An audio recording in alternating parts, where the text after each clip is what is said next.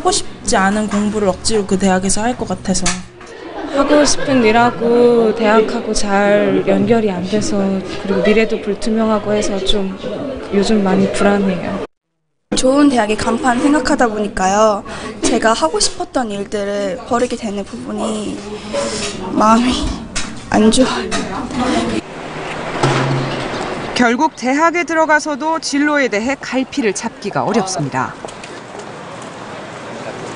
원래는 전문직을 하고 싶었는데 그러니까 좀 전공 그런 거랑도 좀 많이 부딪히는 것 같고, 부모님은 학점 잘 받아서 취직 좋은데 하는 거 원하시고 그러니까 되게 혼란스러워요. 그냥 하고 싶은 게 확실히 정해져 있지 않은 상황에서 계속 시간은 계속 흘러가고 해야 되고 하는 그거가 계속 밀려오면 버틸 힘이 안 되는 거. 고등학생들한테 해주고 싶은 얘기는 내가 무슨 공부를 하고 싶은지, 내가 미래에 뭐가 하고 싶은지에 대해서 고민을 조금 더 해보고 과를 선택했으면 좋겠습니다.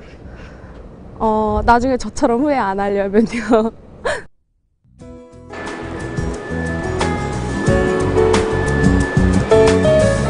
인천중앙공단의 한 중소기업.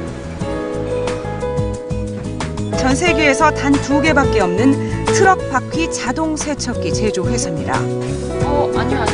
지금 저는 이 기업에서 4년째 일하고 있는 최지희 씨 역시 대학 졸업 때까지 똑같은 고민을 안고 있었습니다. 그 부분에 있어서는 저는 가족들의 권유로 이름 있는 기업에 입사했지만 적성에 맞지 않아 1년도 안 돼 그만뒀습니다.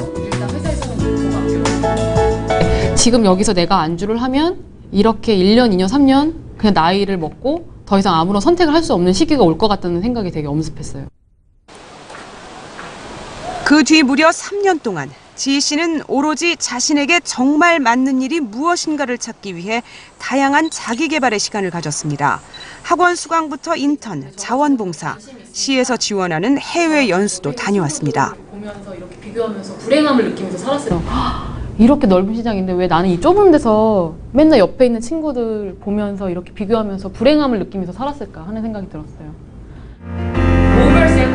그런 과정 끝에 해외 영업으로 진로를 정한 뒤 선택한 회사가 직원 100여 명의 이 기업입니다. 이제 막 본격적인 수출을 시작했던 회사는 외국 바이어 상담부터 대형 국제 박람회까지 대기업에서는 결코 주어지지 않았을 굵직굵직한 일들을 신참에게 맡겼습니다. 저한테는 그냥 하루하루 견디는 거였어요. 혼나지 않으려고. 근데 어느 일정 시간이 지나고 보니까 제가 되게 달라져 있는 거예요. 대담해져 있고, 그리고 판단을 할 수 있게 되고, 난 학벌 갖고 있고 나 곱게 자랐으니까 고운 일만 해야 돼 이렇게 자라왔던 제가 여기 와 보니까 정말 생활 속의 달인들을 많이 만나면서 감동을 많이 받았고, 나도 내 분야를 하나 가져서 이제는 조금 세상에 좀 일조하는 사람이 되고 싶다는 욕심도 생겨요.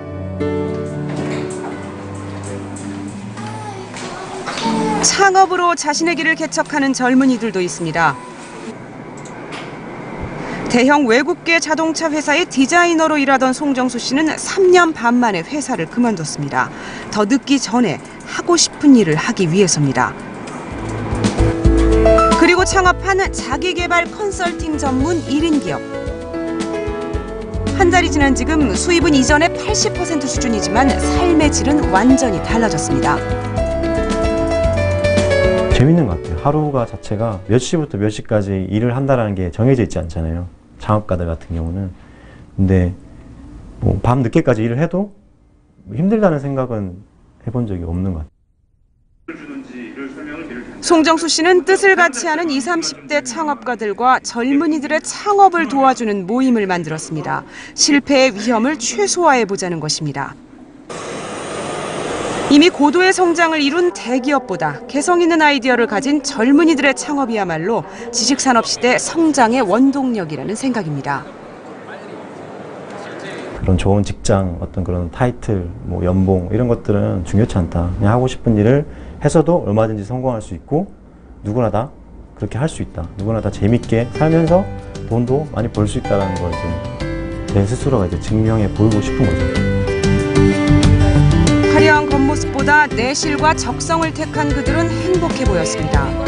하지만 이런 선택을 위해서는 무엇보다 사회적 인식, 주위의 편견과 싸워야 하기에 여전히 큰 용기가 필요합니다. 얼마 전 세상을 떠난 스티브 잡스는 생전 한 대학의 연설에서 다른 사람의 삶을 대신 사느라 자신의 인생을 낭비하지 말라고 조언했습니다. 우리 젊은이들은 어쩌면 다른 사람의 삶을 대신 사느라 자신의 꿈을 잃어버리고 있는 것인지도 모릅니다. 하지만 젊은이들의 허약함만을 탓할 수는 없습니다. 세상이 그들을 그렇게 몰아가고 있습니다. 젊은이들이 꿈을 잃지 않는 사회를 만들기 위해 구성원 모두의 절실한 고민이 필요한 때입니다.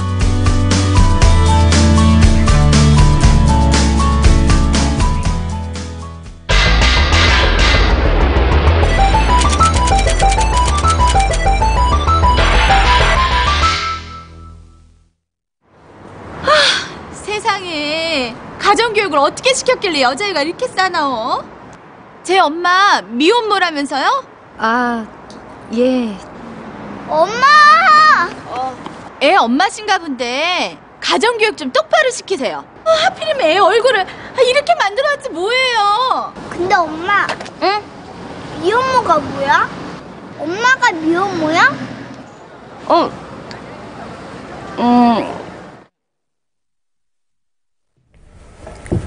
드라마나 영화에 흔히 등장하는 미혼모는 사람들의 따가운 시선 속에 힘겹게 아이를 키우는 모습이 대부분인데요. 그러나 요즘 미혼모들은 당당하게 책임 있는 엄마로 아이를 키우는 경우가 많습니다.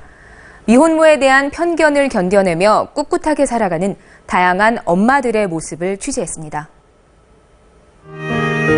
얼마 전 한 다큐멘터리 영화제에서 미혼모들을 다룬 영화가 한 편 상영됐습니다. 이 실명과 얼굴, 그리고 있는 그대로의 일상을 그린 영화의 제목은 달콤한 농담. 이 영화에 출연했던 최형숙 씨는 7살짜리 아들을 키우는 미혼모입니다. 5살 때부터 못 가요. 아들 준서의 아침밥을 준비하는 형숙 씨. 뭐야? 네가 해달라며, 우와. 먹어봐.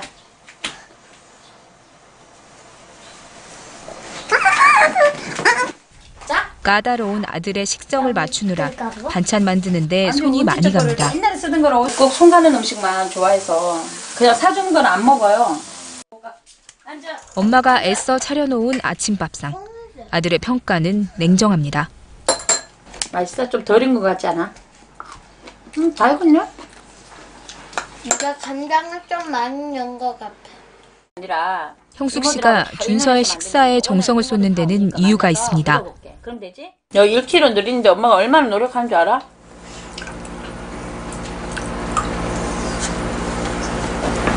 몸무게가 많이 늘어야 되는데 엄마 속상하다. 2년 전 대장 상피 내암을 앓아 수술까지 했던 준서는 체력 관리가 특히 중요하기 때문입니다. 준서는 형숙 씨가 35에 얻은 귀한 아들. 사귀던 남자친구와 헤어진 뒤 임신 사실을 알았지만 이미 헤어진 사람과 결혼하고 싶은 마음은 없었습니다. 그리고 가족과 친구들의 심한 반대가 있었지만 출산과 입양을 결정했습니다. 그러나 막상 아기 얼굴을 보고 나니 입양을 보내놓고 살 자신이 없었습니다. 제가 저를 상담해 주시는 선생님한테 그랬어요. 그냥 아이를 쓰레기통이나 난지도 같은 데 버리고 온 기분이 든다고. 그때 그분이 딱 한마디만 하시더라고요. 데리러 가자. 그런 기분으로 평생은 못 산다고. 엄마, 아빠가 함께 해도 어려운 육아. 아이를 혼자 키우면서 힘들 때마다 힘이 되어준 건 같은 처지에 있는 엄마들이었습니다. 형숙 씨는 뜻이 맞는 동료들과 함께 미혼모 가족협회에서 일하게 됐습니다. 형숙 씨와 함께 미혼모 가족협회에 있는 김선영 씨. 오늘도 마음이 급합니다. 아르바이트를 해오던 연구원에서 의뢰받은 일을 오늘까지 마쳐야 합니다. 시간이 흐를수록 다급해지는 선영 씨의 마음. 일하는 동안 도우미에게 맡겨놓은 아들 지호를 찾아와야 할 시간이 얼마 남지 않았기 때문입니다. 결국 할 일을 다 마치지 못하고 아이를 찾으러 온 선영 씨.